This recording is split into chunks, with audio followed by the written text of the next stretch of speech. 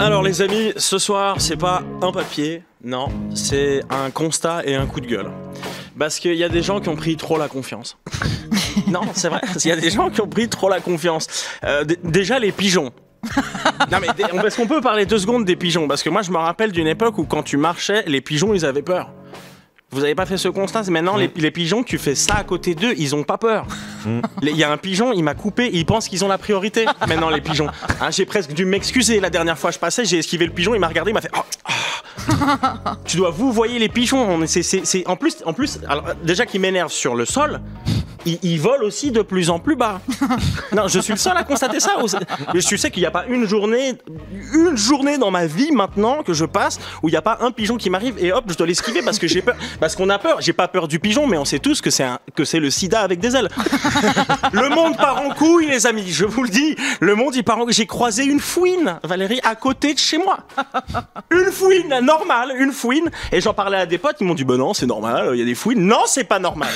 Non, et une grosse fouine en plus. Une grosse fouine, genre vraiment une bonne fouine suisse, tu vois, genre elle touche les allocations, assurance maladie payée, pas de poursuite, et elle passe devant moi. Et moi j'étais fasciné, et en plus de ça, elle va renifler, elle va mettre sa tête dans un pot d'échappement. Donc en plus d'être une fouine, elle est toxicomane. Et là elle me dit, oh pas du tout, je me suis fait toute seule et tout, c'est parti en couille.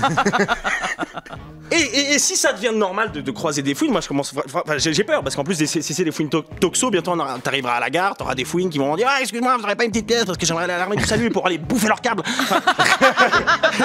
Non mais on part en couille les amis, d'accord? Le pire c'est que j'étais pas le seul témoin de la scène, je voyais ça et juste à côté de moi il y avait un Renoir, un dealer. Oui, bah oui, je pense qu'il était dealer parce qu'il était noir et qu'il parlait anglais. Et il avait plus une tête à cracher des boulettes qu'être ambassadeur du Nigeria. Mais d'ailleurs, parenthèse, sur ces cracheurs de boulettes, moi je suis fasciné. Hein, t'arrives, ils crachent des boulettes, c'est des vrais chats. Ils sont là. Moi j'ai un dealer à plein palais, je l'appelle Whiskas. Et à chaque fois que je le paye, il fait...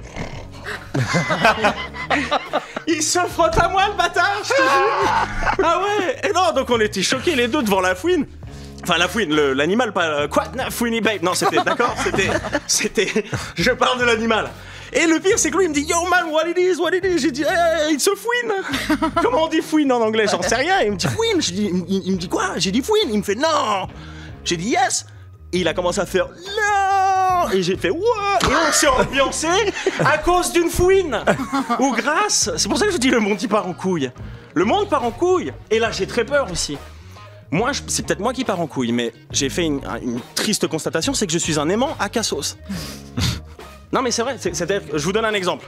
Toi tu rigoles pas, t'as pas compris.